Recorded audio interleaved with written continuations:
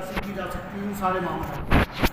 تو ایسی ناپاکی کو کہ جو وضو سے ناپاکی دور ہو جائے اسے حدث اصغر کہتے ہیں، یعنی چھوٹی ناپاکی، اور جس کے لیے غسل فرض ہو جائے وہ حدث اکبر ہوتا ہے۔ تو حدث اصغر کے لیے طہارت صغرا ہے اور حدث اکبر کے لیے طہارت کبریٰ ہے۔ اور میں نے کچھ حدیثیں وضو کی فضیلت کی میں نے پیش کی تھی، اور کچھ وضو کے مسائل میں نے بتائے تھے، جس میں وضو کا پہلا جو فرض تھا چہرہ دھونا، اس کے متعلق میں نے بتایا تھا کہ کیا کیا دھونا ضروری ہے۔ اگر بہت زیادہ ہم ہونٹ دبا لیتے ہیں اور کلی بھی ہم نے نہیں کیا ہے کہ کلی کے ذریعے وہاں سے پانی بہ گیا ہو تو پھر وہاں پانی بہانا ضروری ہے۔ اسی طرح اگر آنکھ ہم نے بہت زیادہ میچ لیا ہے، بند کر لیا ہے، تو اس کے شکن کے اندر کی جو جگہ ہے وہاں پانی نہیں بہا، وہاں بھی پانی بہانا ضروری ہے۔ اسی طرح کوہنیوں سمیت دونوں ہاتھ کے متعلق یہ دو باتیں ہو گئی تھیں۔ اب میں پھر پہلے کچھ احادیث مبارکہ سناتا ہوں وضو کے متعلق۔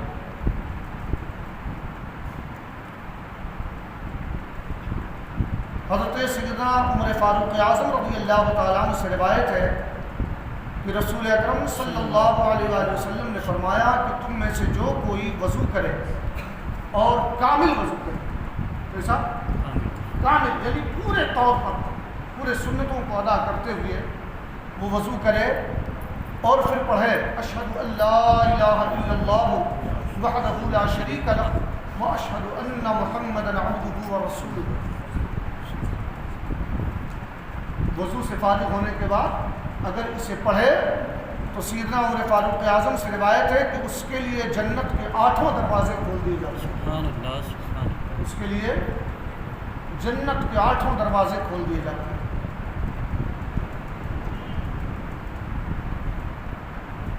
رسول اکرم صلی اللہ علیہ وآلہ وسلم نے فرمایا کہ جس نے بسم اللہ نہ پڑھی اس کا وضو نہیں ہے، یعنی وضو اس کا مکمل نہیں۔ جس کو دوسری حدیث میں یوں بیان کیا کہ جس نے بسم اللہ کہہ کر وضو کیا سر سے پاؤں تک اس کا سارا بدن پاک ہو گیا، اور جس نے بغیر بسم اللہ کے وضو کیا اس کا اتنا ہی بدن پاک ہوگا جتنے پر پانی گزرا۔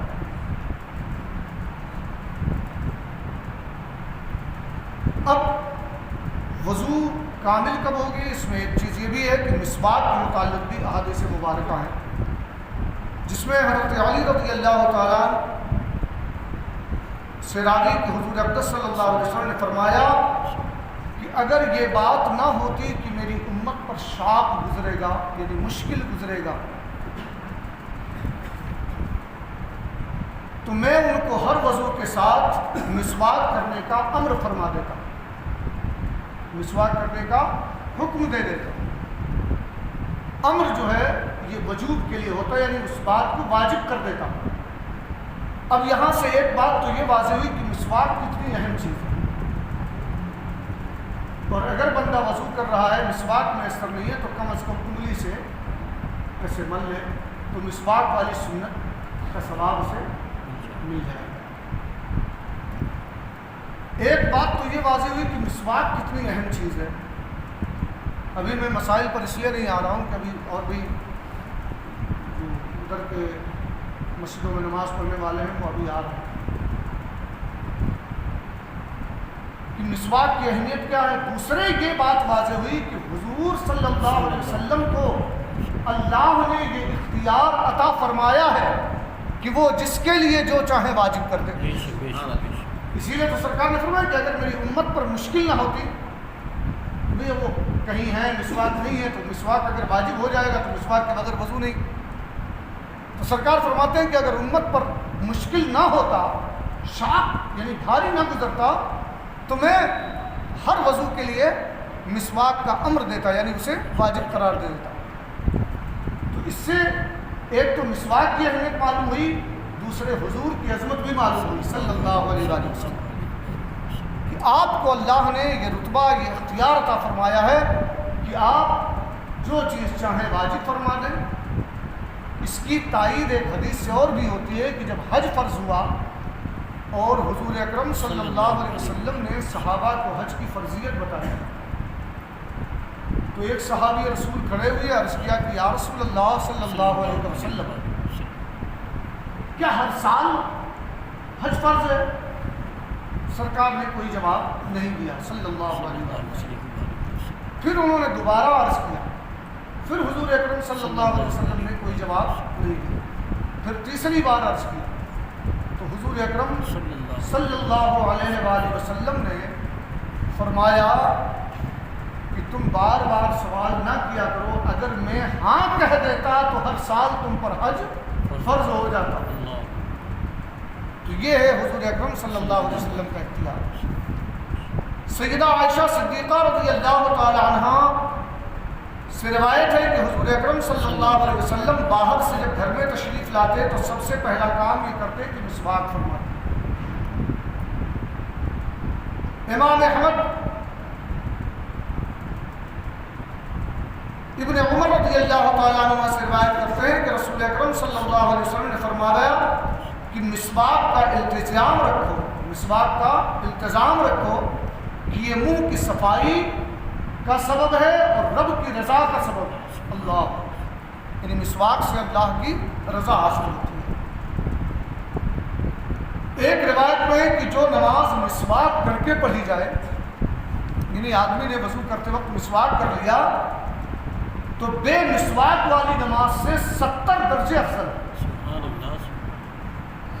یعنی ایک آدمی نے بغیر مسواک کی نماز پڑھی تو نماز کی فرضیت ادا ہو گئی، نماز کا اسے ثواب ملا۔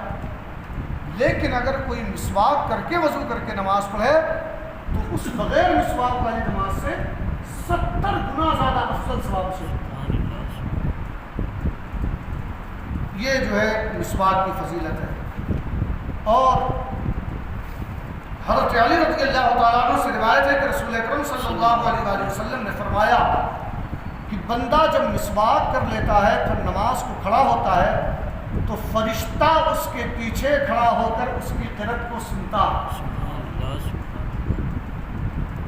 فرشتہ اس کے پیچھے کھڑا ہو کر، یہ قسمت کی بات ہے کہ نہیں؟ پھر اس سے قریب ہوتا ہے یہاں تک کہ اپنا منہ اس کے منہ پر رکھ دیتا ہے۔ جو مسواک کر کے نماز پڑھتا ہے تو فرشتہ اس کی قرأت سنتا ہے، یہاں تک کہ جب اس کی قرأت سے بڑا خوش ہوتا ہے تو اس کے منہ پر اپنا منہ رکھ دیتا ہے، یعنی اس کے منہ کو چوم لیتا ہے، یوں کہہ لیجیے۔ تو یہ مسواک کتنی اہم چیز ہے۔ اور اس سے یہ بھی واضح ہوا کہ جب بھی ہم مسجد میں آئیں، مثلا کسی کو عادت ہے بیڑی وغیرہ پینے کی یا گٹکا کھانے کی یا پان کھانے کی، تو کم از کم اتنا منہ صاف کر کے آئیں یا کوئی ایسی چیز کھا لیں کہ جس سے اس کا منہ ختم ہو جائے، زائل ہو جائے، تاکہ مسجد میں دوسرے نمازیوں کو بھی اس کی منہ سے تکلیف نہ پہنچے، اور سب سے بڑی بات کہ فرشتوں کو تکلیف نہ پہنچے، فرشتوں کو بھی تکلیف نہ ہو۔ اب یہ تو کچھ احادیث مبارکہ تھی جو ہم نے پیش کی، اور مسئلہ جو ہے میں نے 4 فرض بتائے تھے کہ وضو میں یہ 4 باتیں فرض ہیں، جس میں پہلا فرض بولیے پورا چہرہ دھونا ہے نا۔ پورا چہرہ کہاں سے کہاں تک میں نے بتایا تھا؟ یہ پورا حصہ چہرے میں داخل ہے، اور اس میں میں نے یہ بھی بتایا تھا کہ چہرہ دھوتے وقت اگر آنکھیں بہت زیادہ بند کر لیں کہ عادتاً جو حصہ بند نہیں ہوتا ہے وہ بھی بند ہو گیا، یا ہونٹ ہم نے اتنا دبایا کہ عادتاً جو اندر نہیں ہوتا ہے وہ بھی اندر ہو گیا وہ حصہ، تو اس پر بھی پانی بہانا فرض ہے۔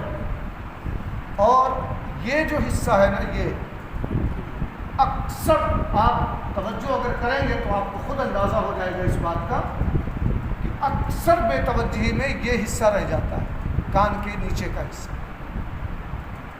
یہ حصہ اکثر رہ جاتا ہے، تو اس لیے بہت خاص اس پر توجہ دیں۔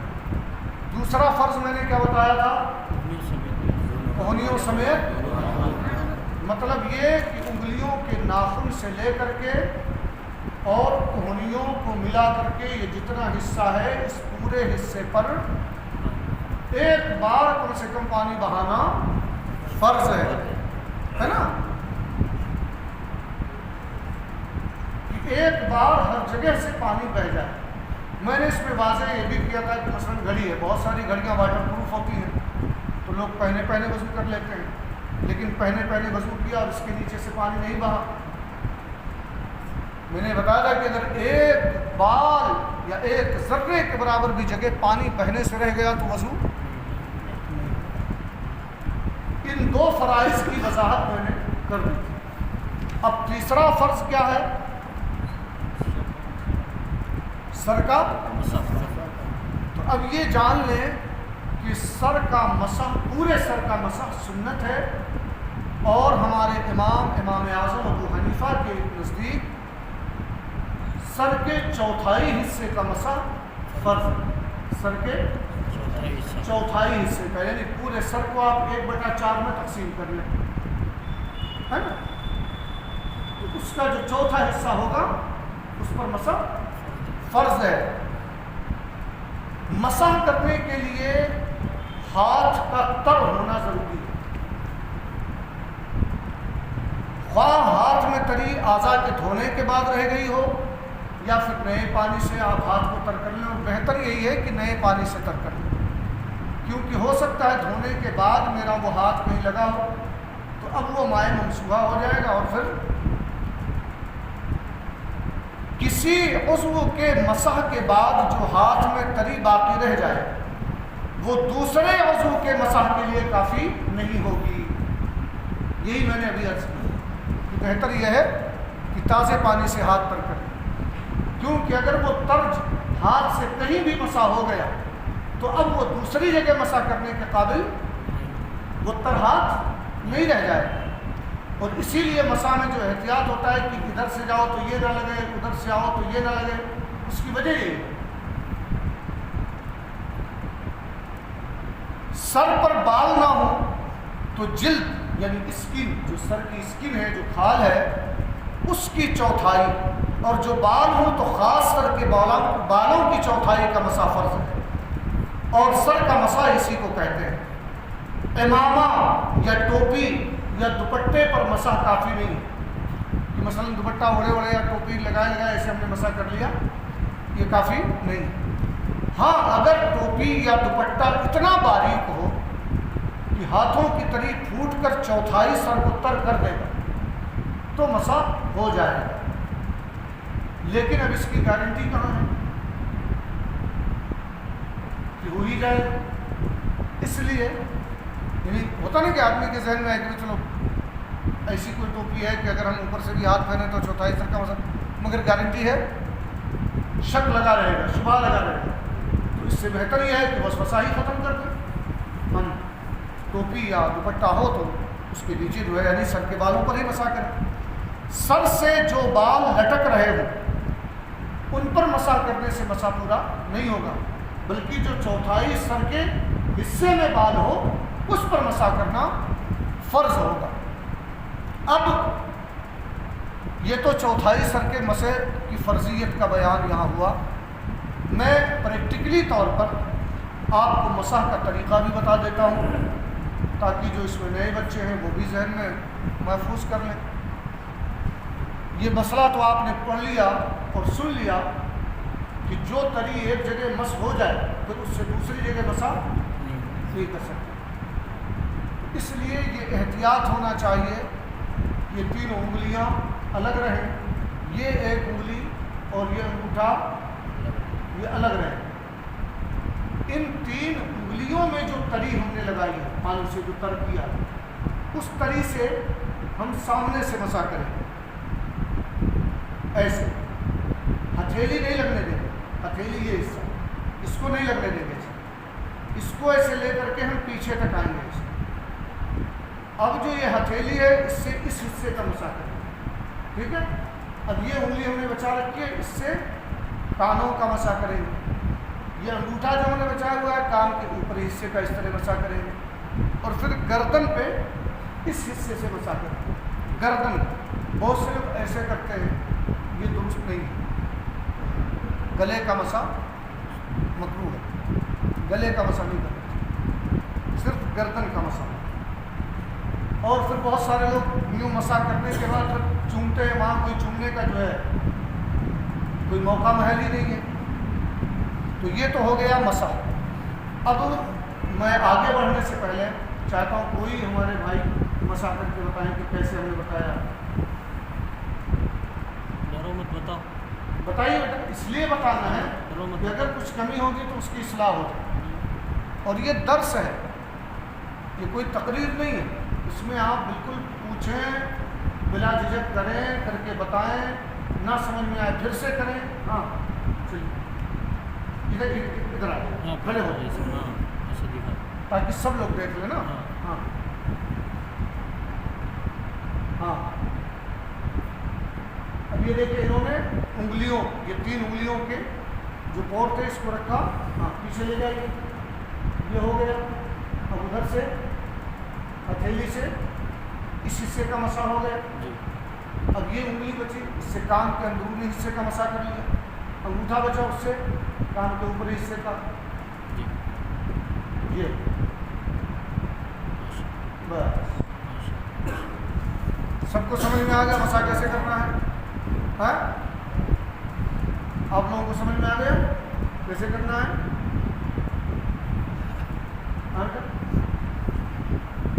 تو اس طرح مسح کرنا ہے۔ اب اگر کوئی اتنا پورا مسح نہ کر سکے، کوئی عجلت ہے، کوئی جلدی ہے، یا پانی کم ہے، یا اور کوئی دقت ہے، یا جماعت چھوٹ رہی ہے، تو کم از کم 1/4 سر کا مسح فرض ہے کہ اتنا کم سے کم، یعنی اب یہ ایسے کر لیجئے اور ایسے، تو یہ 1/4 اتنا ہوا، یا اتنا ہوا، یا اتنا ہوا، یا اتنا ہوا، تو کم از کم اتنے پر جو ہے تر ہاتھ، وہ بھی ایسا تر ہاتھ کہ اور کہیں مس نہ ہوا ہو، کہیں ٹچ نہ ہوا ہو، اتنا جو ہے فرض ہے۔ تو یہ 3 فرض ہو گئے، کیا کیا؟ پورا چہرہ دھونا، انگلیوں کے ناخن سے لے کے کوہنیوں تک پورا ہاتھ دھونا، کوہنیوں سمیت، اور سر کا مسح کرنا۔ چوتھا،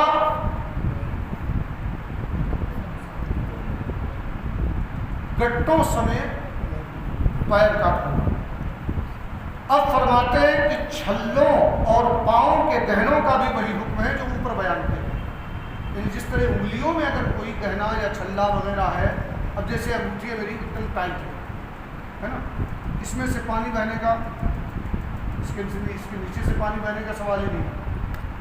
تو ایسی انگوٹھی اگر ہم نے پہلے وضو کر لیا تو یا تو اسے ہلائیں اس طرح، یہ ادھر ہو جائے تاکہ یہاں بھی پانی بہ جائے، اور بہتر یہ ہے کہ اتار کے دھو لیں، بعد میں پہن لیں۔ اور ویسے بھی جن انگوٹھیوں میں نقوش وغیرہ ہوتے ہیں، میں یہاں اس سے ہٹ کر بھی یہ بات بتا دوں کہ انگوٹھیوں کے نقوش سبھی اکثر لوگ پہنتے ہیں، اور پھر یہ ہوتا ہے کہ یار اس میں 21 تعویذ ہے، اور 14 تعویذ ہے، اور 16 تعویذ ہے، اور 20 تعویذ ہے، مگر کوئی فائدہ نہیں ہے، فائدہ کوئی نہیں ہے۔ اس کی وجہ یہی ہوتی ہے کہ ہم اس کو پہنے استنجا خانے میں بھی جاتے ہیں، اس کو پہنے ہم بیت الخلاء میں بھی چلے جاتے ہیں، کہیں بھی۔ تو اس لیے بہتر یہ ہے کہ ایسی جگہوں سے ان چیزوں کا، اسی طرح ٹوپیاں، جن ٹوپیوں میں نالین پاک مصطفیٰ صلی اللہ علیہ وسلم کا نقش بنا ہو، بغداد شریف کا گنبد بنا ہو، اعلیٰ حضرت کا گنبد بنا، کسی بھی بزرگ کا، سرکار غریب نواز کا گنبد بنا ہو، ایسی ٹوپیوں کو بھی ایسی جگہ لے جانے سے احتیاط چاہیے، تو پھر ان کا فیض بھی ملے گا۔ جتنے ادب کریں گے، جتنے احترام کریں گے، اتنے زیادہ فیض ملے گا۔ تو ایسی جو انگوٹھیاں ہوں، بہتر یہ ہے کہ استنجا وغیرہ کے وقت بھی اتار دیں۔ عموماً آپ لوگ مجھے بھی دیکھتے ہوں گے الحمدللہ کہ اکثر میں نہیں آ کر کے اسے پہنتا ہوں، اور عادت ہے کہ اس کو اتار کے میں رکھ لیتا ہوں۔ اللہ تبارک و تعالیٰ اس عادت کو میرے قائم رکھے، اور اس طرح جتنی بھی ادب کی چیزیں ہوتی جی ہاں اگر ایسا کر لیے اور اس جگہ پانی بہ گیا تو وضو ہو جائے۔ اور یہی حال اگر کوئی پیر میں دھاگا وغیرہ، بہت سے لوگ کسی بیماری کے متعلق بھی باندھتے ہیں انگوٹھوں میں، بیماری ایسی ہوتی ہے کہ اس میں اگر وہ دھاگا باندھا جائے تو بہت جلدی جو ہے، تو اگر ایسا کوئی دھاگا وغیرہ کسی بیماری کے سبب باندھے ہوئی ہے، یا جیسے عورتیں جو ہے وہ پیر میں وہ پہنتی ہیں چاندی کے، تو اس کے لیے بھی یہی حکم ہے کہ اسے یا تو ہلا لیں اور یا تو نکال کر کے وہاں سے پانی بہا۔ بعض لوگ کسی بیماری کی وجہ سے پاؤں کے انگوٹھوں میں اس قدر کھینچ کر دھاگا باندھ دیتے ہیں کہ پانی کا بہنا تو درکنار اس کے نیچے کا تر بھی نہیں ہوتا ہے، تو اس سے بچنا لازم ہے۔ اس صورت میں وضو نہیں ہوتا، اگر باندھیں بھی تو احتیاط سے باندھیں کہ اس کے نیچے پانی بہہ جائے، اور یا تو پھر اس وقت اسے نکال لیں پھر باندھ لیں۔ گھائیاں اور انگلیوں کی کروٹیں، تلوے، ایڑیاں، کونچیں، ان سب کا دھونا فرض ہے۔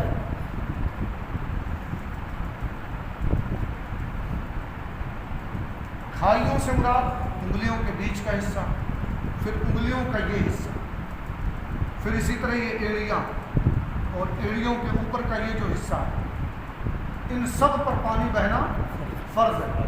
عام طور پہ اگر دیکھا جائے تو اس میں ہماری توجہ یہاں نہیں رہتی، اس حصے پر، یہ جو حصہ ہوتا ہے نا یہ حصہ، اور ایسے جب ہم پانی بہاتے ہیں تو پانی یہاں سے اسے نیچے چلا جاتا ہے، یہاں سے ایسے چلا جاتا ہے پانی، اور یہ حصہ رہ جاتا ہے۔ خاص کر سردیوں کے موسم میں جب خشکی بہت ہوتی ہے نا ہاتھ پیر میں سردیوں میں، تو آپ کبھی بھی پانی ڈالو تو ایسا لگتا ہے کہ بیچ بیچ میں رہ جاتا ہے، تو ایسے وقت میں پہلے ایسے پانی چپڑ لے کو، پھر اس کے بعد پانی بہائے۔ یہی حال پیروں کا بھی کرے کہ پہلے خوب چپڑ لے پھر پانی بہائے۔ جن اعضاء کا دھونا فرض ہے ان پر پانی بہہ جانا شرط ہے، ان پر پانی بہہ جانا شرط ہے۔ یہ ضرور نہیں کہ قصداً پانی بہائے، اگر بغیر قصد کے یعنی بغیر جان بوجھ کر بھی اور بلا اختیار بھی ان پر پانی بہہ جائے، مثلا آدمی کھڑا تھا، آستین کھلی ہوئی تھی، پیر کھلے ہوئے تھے، چہرہ کھلا ہوا تھا، پانی برسنے لگا، ان تمام اعضاء سے پانی بہہ گئے، مسح کر لیا، اس کا وضو ہو گیا۔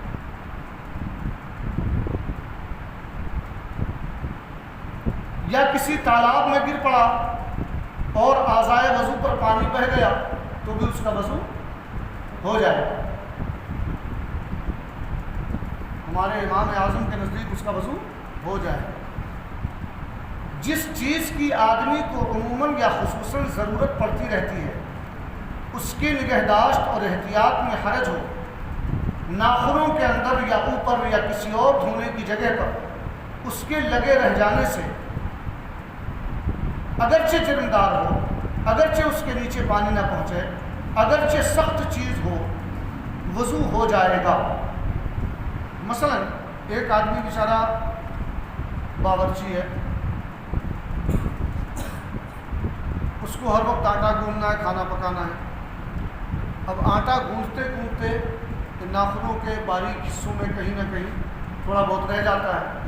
اب دن بھر اس کا یہی کام ہے تو کتنا احتیاط کرے گا؟ جس کا کبھی کبھار ہو، دیکھیے شریعت نے کتنی آسانیاں پیدا کی ہمارے لیے۔ اسی لیے سرکار دو عالم صلی اللہ علیہ وآلہ وسلم نے فرمایا الدین یسر، دین آسان ہے، دین آسان ہے، اسے بس ہمیں سیکھنے کی ضرورت ہے۔ تو فرماتے ہیں کہ جیسے پکانے گوندھنے والوں کے لیے آٹا، رنگ ریز کے لیے رنگ کا جرم، عورتوں کے لیے مہندی کا جرم، لکھنے والوں کے لیے روشنائی کا جرم، مزدور کے لیے گارا مٹی، عام لوگوں کے لیے پلک میں سرمے کا جرم، اس طرح بدن کا میل، مٹی، غبار، مکھی مچھر کی بیٹ وغیرہ۔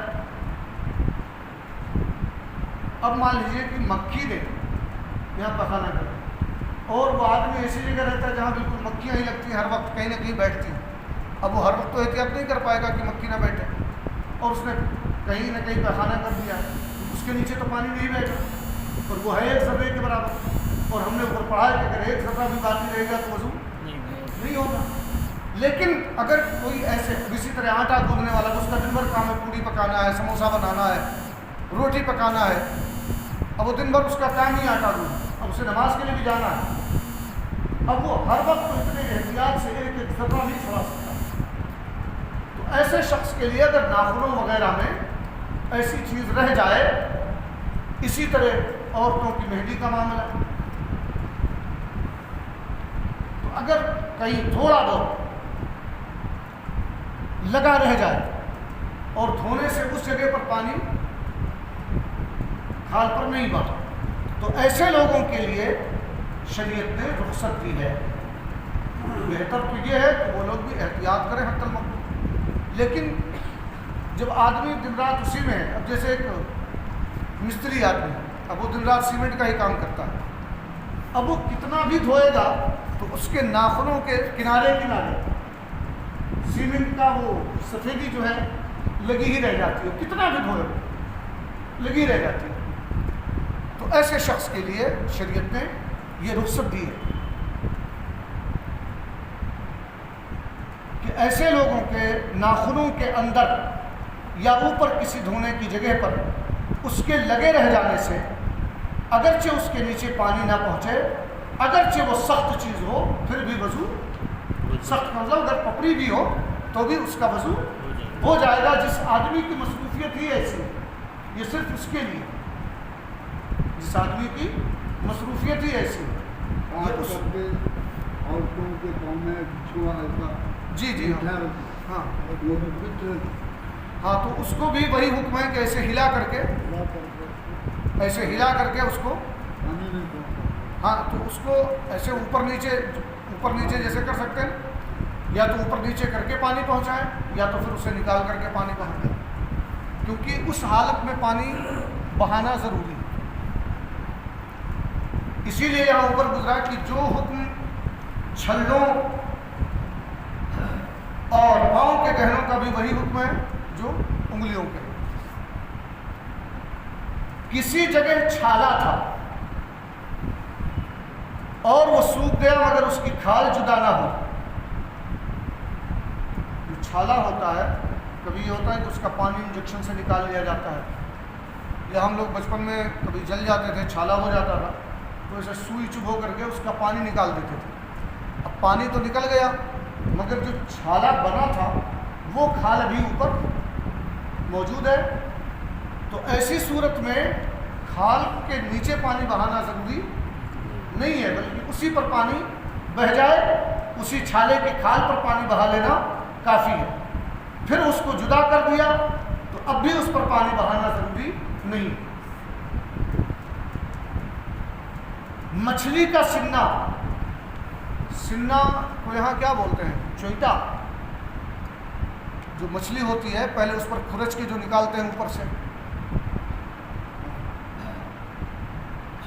کیا بولتے ہیں اس کو؟ چھلٹے. وہ جو گول گول ایسے نکلتے ہیں نا، گول گول اتنے بڑے بڑے نکلتے ہیں، اسی کو سنہ بولتے ہیں. کیا بولتے ہیں؟ سنہ، اردو میں مچھلی کا سنہ. تو اکثر یہ ہوتا ہے، آپ دیکھیں جو لوگ مچھلیاں کاٹتے واٹتے ہیں وہ اکثر وہ کہیں کہیں چپک جاتا ہے تو نکلتا ہی نہیں ہے جلدی. تو اگر وہ کسی اعضائے وضو پر چپکا رہ گیا تو وضو نہیں ہوگا، کہ پانی اس کے نیچے سے بہہ نہیں سکتا کیونکہ بالکل چپک جاتا ہے. تو اگر چھوٹی مچھلیوں کا بہت چھوٹا چھوٹا ہوتا ہے، بڑی مچھلیوں کا بڑا ہوتا ہے، جتنی بڑی مچھلی ہوتی ہے اتنا بڑا ہوتا ہے. خاص کر اگر اتنا بڑا بھی ہے اور وہ چپکا رہ گیا تو وہاں سے پانی نہیں بہا تو اس سے وضو نہیں ہوگا. یہ وضو کے فرائض کے آداب تھے جو ان 4 فرضوں میں بیان ہوئے. ایک پورا چہرہ دھونا، دوسرا آپ لوگ بولیے بھائی، کوہنیوں سمیت. کوہنی کس کو کہتے ہیں؟ ہاں، تو کوہنی بھی دھو جائے، ہے نا؟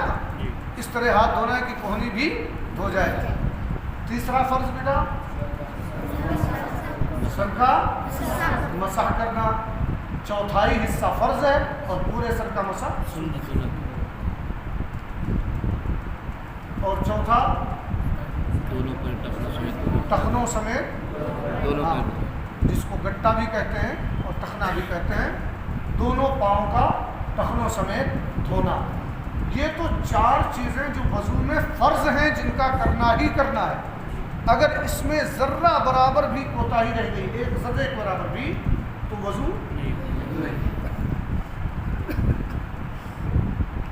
اب وضو پر ثواب پانے کے لیے حکم الہی بجا لانے کی نیت سے وضو کرنا ضرور ہے، ورنہ وضو تو ہو جائے گا لیکن ثواب نہیں پائے گا۔ امام شافعی رضی اللہ تعالیٰ عنہ تو کہتے ہیں کہ جو وضو کی نیت سے پانی نہیں بہائے گا اس کا وضو ہی نہیں ہوگا۔ امام شافعی کی یہاں نیت فرض ہے وضو، ہمارے امام فرماتے ہیں کہ نیت فرض نہیں ہے بلکہ نیت ثواب پانے کا ذریعہ ہے، کہ اگر وضو کی نیت سے پانی بہائے گا تو وضو بھی ہوگا اور ثواب بھی پائے گا۔ یہ جتنے بھی حدیثیں گزری ہیں وضو کی فضیلت میں کہ وضو کرنے سے یہ ثواب ہے یہ ثواب ہے، یہ کب ہے؟ جب وضو کی نیت سے وضو کرے، ورنہ وضو ہو جائے گا لیکن ثواب نہیں پائے گا۔ اب یہاں سے وضو کی سنتیں شروع ہوتی ہیں، ان کو غور سے سن لیں آپ۔ وضو میں سنت یہ ہے کہ بسم اللہ سے شروع کریں، اور پوری دعا جہاں لکھی ہوئی ہے آپ لوگ اسے دیکھ کر یاد کر سکتے ہیں۔ بسم اللہ العلی العظیم والحمد للہ علی دین الاسلام، تو اس کو پڑھ لیں۔ اور اگر وضو سے پہلے استنجا کرے تو استنجا کے قبل بھی بسم اللہ کہیں، مگر یہاں استنجا سے مراد یہ کہ ان اعضاء کو دھونا، لیکن وہ اگر پاخانے میں یا استنجا خانے میں ہے تو وہاں بسم اللہ، اور ایسی جگہ پر نہیں ہے تو بھی اعضاء کھولنے سے پہلے ہی پڑھے، سطر کھولنے کے بعد ذکر الہی نہیں کر سکتا۔ اب بسم اللہ سے شروع کرے، بسم اللہ العلی العظیم والحمد للہ علی دین الاسلام۔ اس کے بعد شروع یوں کرے کہ پہلے ہاتھوں کو گٹوں تک 3 بار دھو لے، پہلے دونوں ہاتھوں کو گٹوں تک 3 بار۔ اس کا معلوم ہے سب سے بڑا فائدہ کیا ہو کہ جس پانی سے آپ وضو کر رہے ہیں، اس کا بیان آگے آئے گا، اگر بے وضو ہاتھ کا اتنا حصہ بھی اس میں لگ گیا تو اب اس پانی سے وضو آپ کا، وہ پانی پاک ہے لیکن پاک کر نہیں سکتا، سمجھ گئے؟ تو اس لیے سب سے پہلے، اور اسی لیے احادیث مبارکہ میں آیا ہے کہ جب بھی آدمی سو کر اٹھے تو سب سے پہلے کیا کرے؟ دونوں ہاتھ دھو لے کے۔ اب اگر وہ مان لیجیے مگے سے پانی نکالنا ہے ٹانکی میں سے، اب ٹانکی میں ڈالا اور ہاتھ چلا گیا، بے وضو تھا، اگر دھو کر ڈالا تو مائع مستعمل نہیں ہو، اور بغیر دھوئے ڈال دیا مستعمل ہو جائے گی۔ تو اس لیے سب سے پہلے دونوں ہاتھوں کو گٹوں تک ہے نا، سب سے پہلے سنت بسم اللہ سے شروع کرے، پہلی سنت بسم اللہ کر کے وضو شروع کرے۔ دوسری سنت دونوں ہاتھوں کو گٹوں تک 3 بار دھو لے۔ اگر پانی بڑے برتن میں ہو اور کوئی چھوٹا برتن بھی نہیں کہ اس میں پانی انڈیل کر ہاتھ دھوئے، تو اسے چاہیے کہ بائیں ہاتھ کی انگلیاں ملا کر صرف وہ انگلیاں پانی میں ڈالے، ہتھیلی کا کوئی حصہ پانی میں نہ پڑے، اور پانی نکال کر دہنا ہاتھ گٹے تک 3 بار دھوئے، پھر دہنے ہاتھ کو جہاں تک دھویا ہے بلا تکلف پانی میں ڈال سکتا ہے، اور اس سے پانی نکال کر بایاں ہاتھ دھوئے۔ یعنی جب برتن نہ ہو کوئی، اور الحمدللہ ہم لوگ گھروں میں وضو کرتے ہیں اور اب تو نل لگے ہوئے ہیں، اب تو ہاتھ ڈالنے یا نکالنے کی کوئی ضرورت ہی نہیں اکثر گھروں میں۔ اگر ٹانکی میں ہے پانی تو ہمارے پاس چھوٹے برتن لوٹے یا مگ جگ وغیرہ ہوتے ہیں جس سے ہم نکال لیتے ہیں۔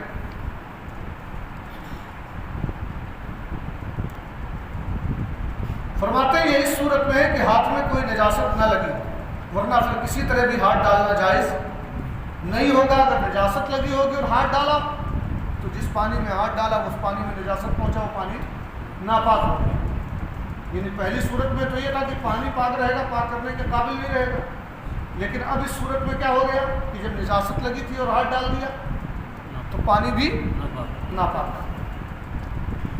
اگر چھوٹے برتن میں پانی ہے یا پانی تو بڑے برتن میں ہے مگر وہاں کوئی چھوٹا برتن میں موجود ہے اور اس نے بے دھویا ہاتھ پانی میں ڈال دیا, بلکہ انگلی کا پور یا ناخن ڈالا, تو بھی سارا پانی وضو کے قابل نہیں رہا, مائع مستعمل ہو گیا. یہی جو میں نے ابھی پہلے بتایا. ہاں جو حصہ دھلا ہو اگر وہ ڈالا اور جتنا ہاتھ پانی میں پہنچا اس کا کوئی حصہ بے دھلا ہو, ورنہ اگر پہلے ہاتھ دھو چکا اور اس کے بعد کوئی حدث نہ ہوا تو جس قدر حصہ دھلا ہوا تھا اتنا پانی میں ڈالنے سے مستعمل نہیں ہوگا, اگرچہ کوہنی تک. یعنی اگر یہاں تک بھی ہاتھ دھو لیا ہے تو اگر یہاں تک بھی ہاتھ ڈال دے تو مستعمل نہیں ہوگا. تو اس کے بعد بغل تک ڈال سکتا ہے کہ اب اس کے ہاتھ پر کوئی حدث باقی نہیں. ہاں جنوب کوہنی سے اوپر اتنا ہی حصہ ڈال سکتا ہے جتنا دھو چکا ہے, کیونکہ اس کے سارے بدن پر حدث ہے.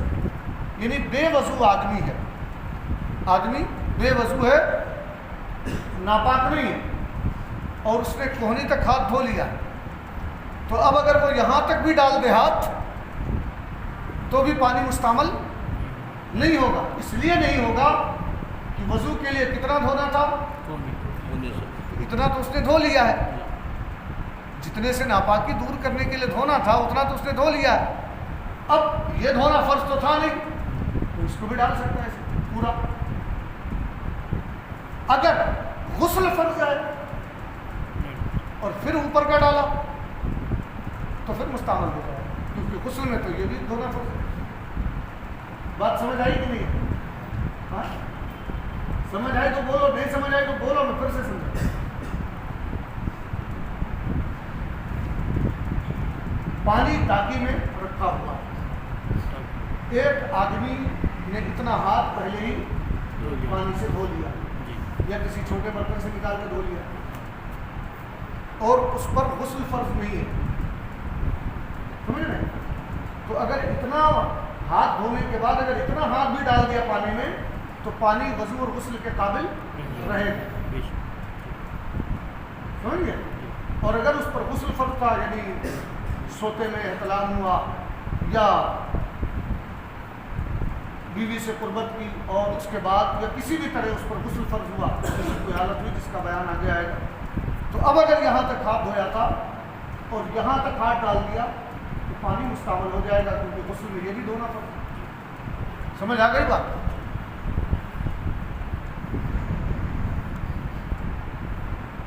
جب سو کر اٹھے تو پہلے ہاتھ دھوئے, استنجا کے پہلے بھی اور استنجا کرنے کے بعد.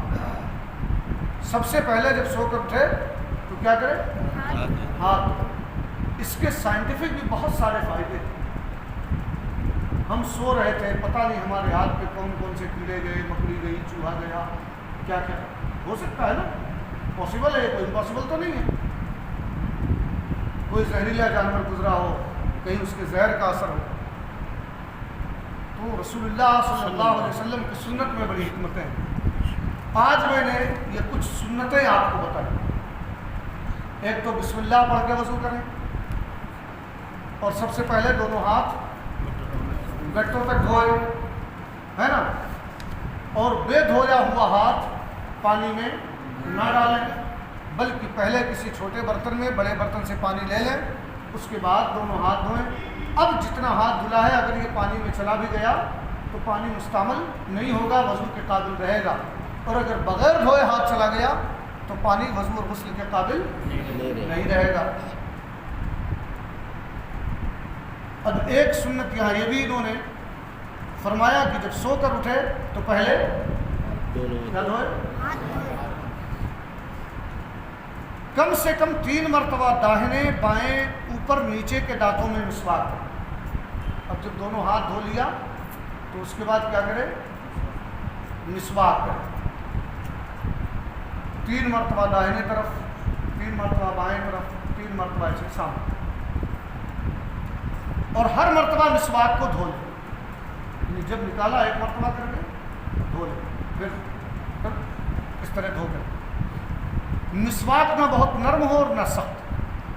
پیلو یا زیتون، پیلو کی لکڑی کا مسواک عام طور پہ ملتا ہے، وہ جو پیکنگ میں آتا ہے پیلو کی لکڑی کا ہوتا ہے، یا پھر زیتون کی لکڑی کا مسواک بنائیں، اور یا پھر نیم کی لکڑی کا۔ پیلو یا زیتون یا نیم وغیرہ کڑوی لکڑی کی ہو، میوے یا خوشبودار پھول کے درخت کی نہ ہو، چھنگلیاں کے برابر موٹی، چھنگلیاں جس کو ہم آپ کر انگلی بولتے ہیں نا،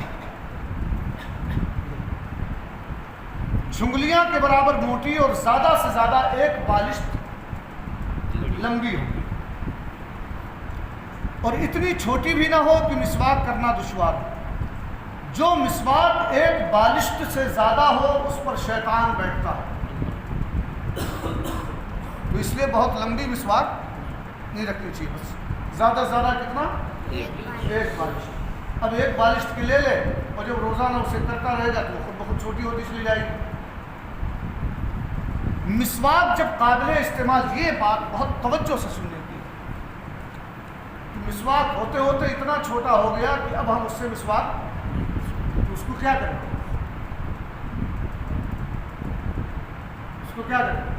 ہم لوگ کیا کرتے ہیں، وضو خانے چھوڑ دیتے ہیں، وضو خانے سے نالی میں جاتا ہے، نالی سے گندے نالے میں جاتا ہے جس میں غلاظتیں بھی ہوتی ہیں۔ فرماتے ہیں کہ مسواک جب قابل استعمال نہ رہے تو اسے دفن کر دیں یا کسی جگہ احتیاط سے رکھ دیں کہ کسی ناپاک جگہ نہ گرے۔ مسواک کو ایسی جگہ رکھیں کہ کسی ناپاک جگہ نہ گرنے پائے۔ کیوں؟ ایک تو وہ اعلی سنت ہے کہ اس کے ذریعے ہم ایک سنت ادا کر رہے ہیں، اس لیے اس کی تعظیم چاہیے۔ دوسرے یہ کہ آب دہن مسلم ناپاک جگہ ڈالنے سے خود محفوظ رکھنا چاہیے۔ یہ بات بہت قابل غور ہے کہ مومن کا جو لعاب ہے نا، یوں تو لعاب اگر مشرک کا بھی لگ جائے کپڑے پہ یا جسم پہ تو ناپاک نہیں ہوتا، لیکن مومن کا لعاب ناپاک جگہ ڈالنے سے محفوظ رکھنا چاہیے۔ اسی لیے پاخانہ وغیرہ میں تھوکنے سے بھی منع فرمایا گیا۔ اب بہت سے لوگ تو پان یا پوری کھا کر کے پیخانے میں جا کے پچر پچر تھوکتے رہتے ہیں، اور یوں بھی پاخانے میں تھوکنے سے منع کیا گیا کہ مومن کا لعاب ہے، یہ مومن کی تعظیم، اور اسی لیے مومن نے پانی پیا، اب اس پانی سے آپ طہارت لینا چاہیں تو طہارت نہیں لے سکتے۔ کیوں؟ میں نے ایک دن ایک عالم صاحب سے ایسے پوچھا کہ طہارت جس پانی سے لیا ہے وہ پانی پی تو سکتا ہے، لیکن پیے ہوئے پانی سے طہارت کیوں نہیں لے سکتا ہے؟ انہوں نے کہا مسئلہ تو یہی ہے۔ میں نے کہا وجہ؟ تو وجہ یہ ہے کہ مومن کے ہونٹوں سے وہ پانی لگا ہے، اس لیے اس سے جو ہے طہارت نہیں لی جائے گی، مومن کے لعاب کی تقریب اور اس کی تعظیم کے لیے۔ اور یہی مسواک کا معاملہ ہے کہ وہ مسواک جس کو مومن کے منہ سے نسبت ہو گئی ہے، ایک تو وہ سنت کا آلہ ہے اس لیے اس کی تعظیم، اور دوسرے یہ کہ مومن کے منہ سے لگا ہوا اسے کسی ناپاک جگہ نہیں رکھنا چاہیے۔ اس لیے جب مسواک چھوٹی ہو جائے تو اسے کہیں دفن کر دینا چاہیے۔ سمجھ رہے ہیں؟ کم سے کم کتنی چھوٹی ہو جانے کے بعد دفن کر دینا چاہیے؟ جب قابل نہ رہ جائے کہ اب بھائی مثلاً ہوتا ہے کہ اتنی چھوٹی ہو گئی کہ ہاتھی منہ میں جا رہا ہے، پھر کو لگ رہا ہے۔ دیکھیے پلاسٹک کا برش ناجائز تو نہیں کہہ سکتے، لیکن یہ ہے کہ مسواک جو ہے وہ سنت ہے، برش سنت نہیں ہے، یہ ذہن میں رکھیں، تو وہ اعلی سنت میں شامل نہیں۔ اب یہ ہے کہ بہرحال وہ ہمارے منہ سے لگتا ہے تو برش کو جو ہے وہ اعلی سنت تو نہیں ہے، لیکن وہ کسی ناپاک جگہ نہ جائے، اس کو جلا دیں وہ تو آسانی سے اس میں آگ پکڑ لیتے جل جاتا ہے. اس کو جو دفن کرنے کی خاص وجہ ہے وہ یہ ہے کہ اعلی سنت ہے کہ اس کے ذریعے ہم ایک سنت کی ادائیگی کریں. مسواک داہنے ہاتھ سے کریں اور اس طرح ہاتھ میں لے کہ چھنگلیاں مسواک کے نیچے اور بیچ کی 3 انگلیاں اوپر اور انگوٹھا سرے پر نیچے ہو اور مٹھی نہ باندھے. پہنے کسی کو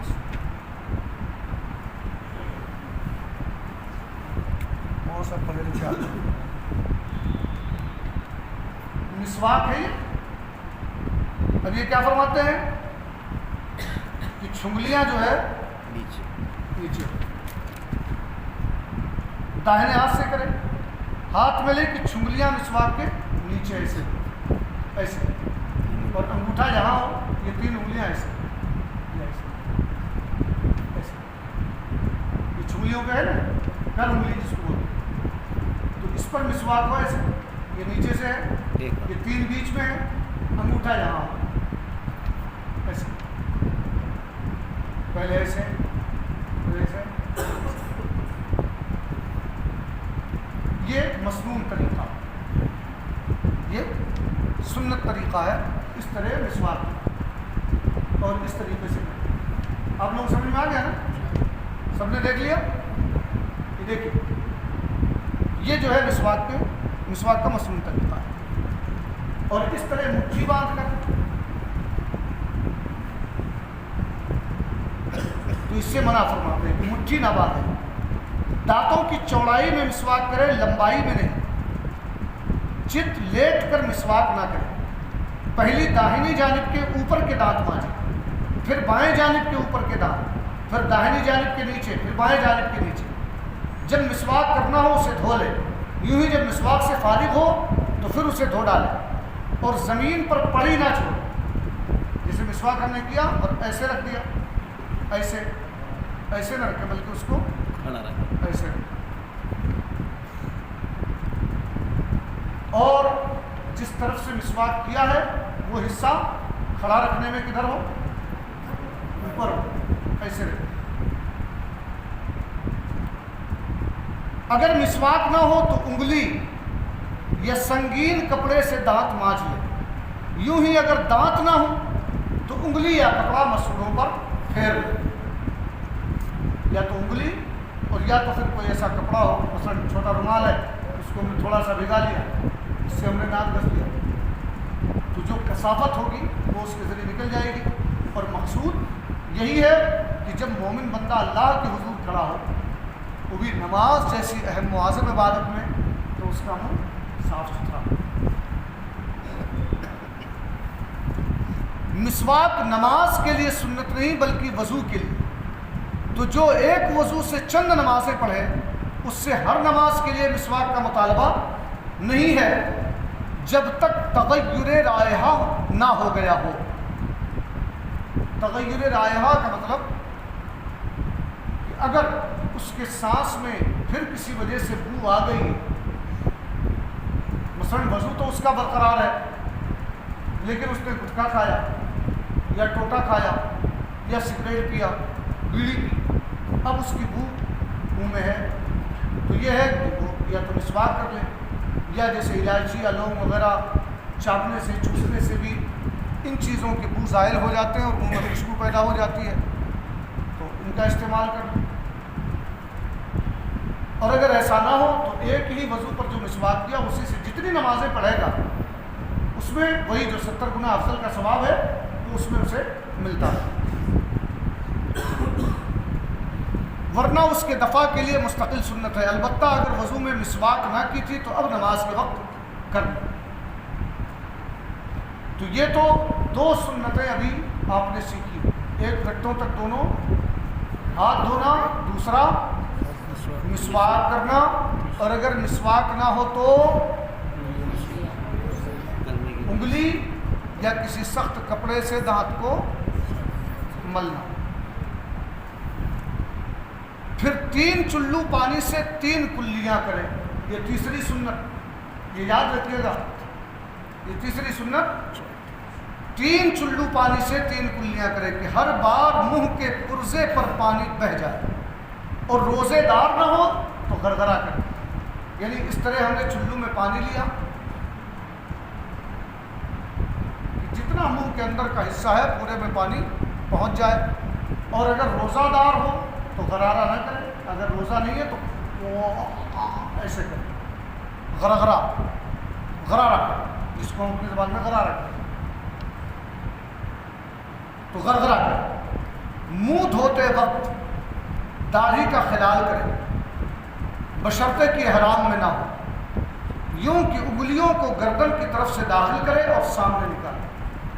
یعنی جب ہم چہرہ دھوتے ہیں تو یہ بھی سنت ہے کہ داڑھی کا خلال کریں. اور خلال کیسے کریں گے؟ یوں، ایسے، یوں نہیں کریں، گردن کی طرف سے باہر کر نکالے، کہ گردن کی طرف سے انگلیوں کو داخل کرے اور سامنے سے نکالے. یہ خلال ہے. اس طرح یہ ایک سنت ہو گئی. تو کتنی سنتیں ہوئی؟ کیا کیا؟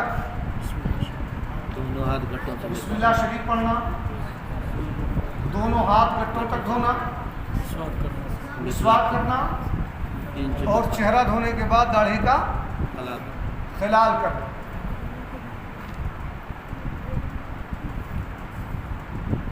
ہاتھ پاؤں کی انگلیوں کا خلال کرے.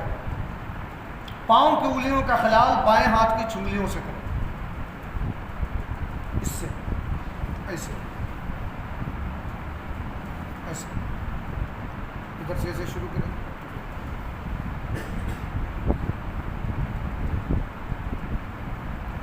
چنگلیاں سے شروع کرے اور انگوٹھے پر ختم کرے، اور بائیں پاؤں میں انگوٹھے سے شروع کرے اور چنگلیاں پر ختم کرے.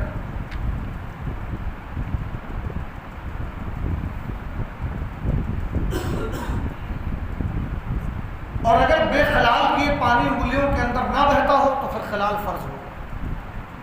یعنی کسی کی بہت سخت ہوتی ہے، ایسے بالکل ملی ہوئی ہوتی ہیں، تو اس میں خلال کرنا فرض ہوگا اگر پانی نہیں بہتا ہے اندر، ورنہ سنت ہے. تو یہ 5 سنتیں ہم نے پنجتن پاک کی نسبت سے آپ کو بتا دی.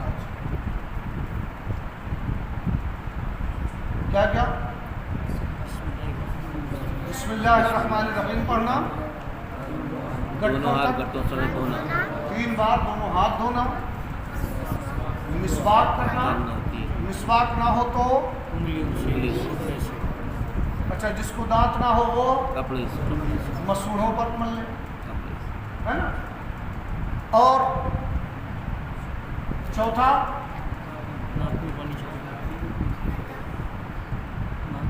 چہرہ دھوتے وقت داڑھی کا خلال کرنا. 5واں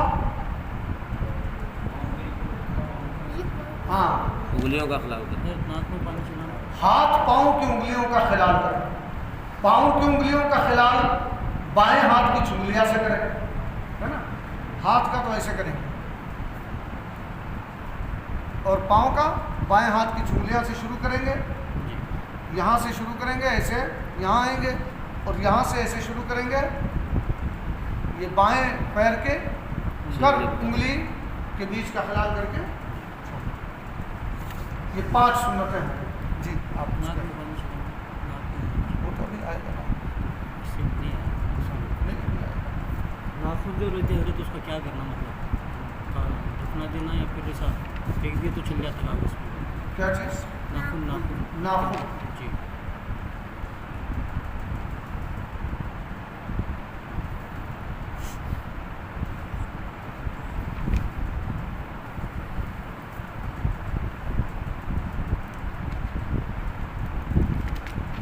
ہاں دیکھیے یہ یہی تھا، مجھ سے رہ گیا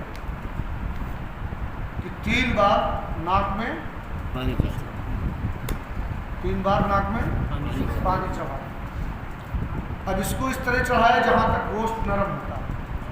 اب نرم گوشت کا اندازہ آپ ایسے لگا سکتے ہیں کہ جہاں تک دبتا ہے، جہاں اوپر دبنا بند ہو جائے تو سمجھو سخت ہو گیا، وہاں تک پانی نہیں چڑھا جاتا. اور روزہ دار نہ ہو تو ناک کی جڑ تک پانی پہنچائے. اور یہ دونوں کام داہنے ہاتھ سے کرے. किससे करे? दाहिने। सीधे हाथ से। हाँ। और फिर बाएं हाथ से नाक साफ करे। कैसे? ये करन उंगली से। इससे, जी। है ना? तो ये कुल कितनी सुन्नतें हो गई? 6 हो गई। ये 6 सुन्नतें आपने आज सीखी हैं, इसे याद रखिए। कि 2 सुन्नतें और रह गई हैं, बता दो। बता दो। हाँ? बता दो।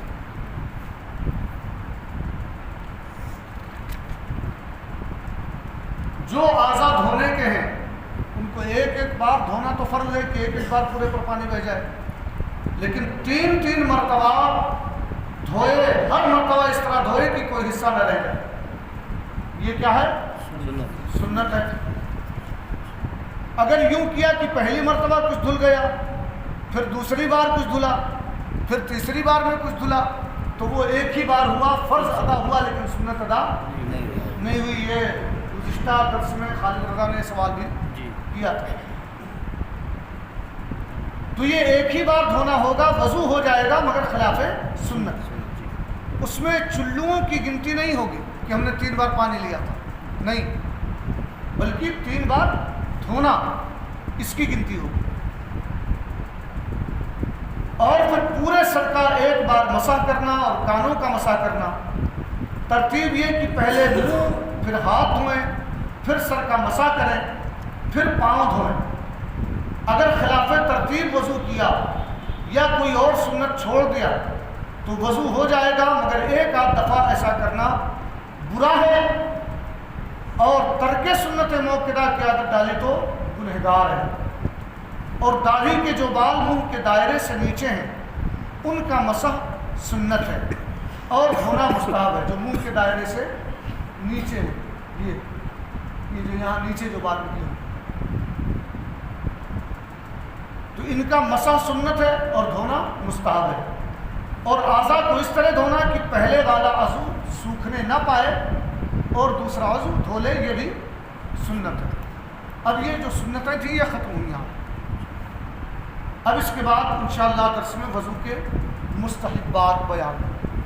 ये तो सुन्नतें थी कि 3 बार दोनों हाथों को गट्टों तक धोए। पहला बिस्मिल्लाह से शुरू करें, दोनों हाथ गट्टों तक 3 बार अच्छे से धोए। फिर उसके बाद मिसवाक करें, मिसवाक ना हो तो उंगली या कपड़े से दांतों पे मले।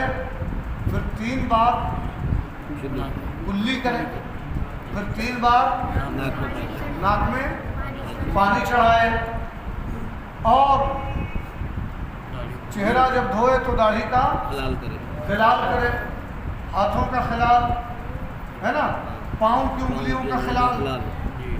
कैसे करना है वो मैंने बता दिया, है ना। यहाँ से शुरू करें और यहाँ से होते हुए बितरतीब यहाँ आके खत्म करें। और 3 बार पानी बहाना, ये सुन्नत है ना। 3 बार पानी बहाना, और पूरे सर का मसा करना, है ना, पूरे सर का मसा करना। और बितरतीब यानी सीरियल वाइज, कि पहले हाथ धोए, फिर कुल्ली करें, फिर नाक में पानी डालें, फिर पूरा चेहरा धोए, फिर कोने समय दोनों हाथ धोए, फिर मसा करें, फिर पाँव धोए, है ना। इस तरह बितरतीब करना ये भी सुन्नत है। और एक सुन्नत ये है कि हमने मान लीजिए चेहरा धोया और इतनी देर हम किसी और काम में मशगूल रहे कि ये सूख गया, फिर हमने हाथ धोना शुरू किया, तो ये खिलाफ सुन्नत है। बल्कि एक अज़ू सूखने से पहले दूसरे अज़ू को, अज़ू समझते ना, पार्ट्स ऑफ बॉडी, अज़ू का मतलब होता है पार्ट्स, उस दूसरे को धो लें। ये सुन्नतें थी जो मैंने आपके सामने पेश कर दी। अब इंशाअल्लाह अगले दर्स में वज़ू के मुस्तहब्बात बयान होंगे, जो कुल मुस्तहब्बात 65, कुल कितने हैं? 65। ये 65 मुस्तहब्बात इंशाअल्लाह बयान होंगे। अभी जो कुछ आपने सुना, ये जो है वज़ू की सुन्नतें।